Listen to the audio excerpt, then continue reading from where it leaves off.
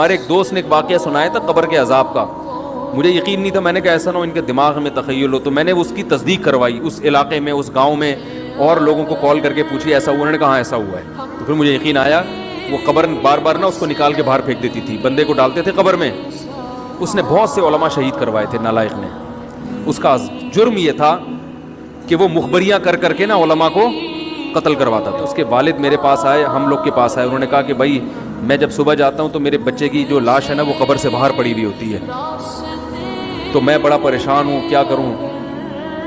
تو ہم پھر دفن کرتے ہیں تو اچھا قبر بالکل صحیح ہوتی ہے اوپر سے, اور وہ بندہ باہر ہوتا ہے, وہ دوبارہ بند ہو جاتی ہے قبر. تو ہم بڑے پریشان ہیں, کیا کریں. یہ کوئی شخص شرارت کر رہا ہے.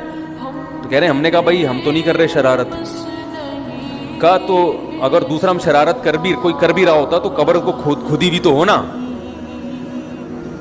تو تم, انہوں نے کہا پھر یہ مشورہ انہوں نے ان کو دیا کہ تم ایسا کرو, لڑکا جو قتل ہوا, جو مرا تھا نا, جو قبر میں تھا, جس کی لاش باہر, نوجوان تھا, وہ بڑا مخبر آدمی تھا, وہاں کے گاؤں کے لوگوں نے بتایا. تو اس کی لاش جب باہر پڑی ہوتی تو باپ اور بھائی کو لوگوں نے مشورہ دیا اس لڑکے کے کہ تم لوگ رات کو قبرستان میں جا کے بیٹھ جاؤ,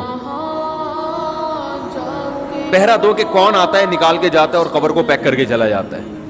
تو وہ صاحب مجھے بتا رہے تھے کہ اگلے دن وہ چیختے ہوئے آئے ہیں, چیختے ہوئے, باپ اور بھائی جو ہے نا.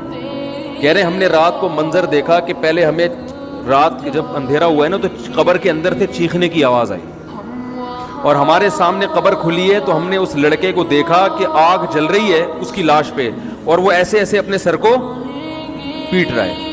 کہہ رہے ہم تو خوف کی وجہ سے بے ہوش ہو گئے, ہمیں نہیں پتا اس کے بعد کیا ہوا. ہوش میں آیا تو وہ لاش باہر پڑی.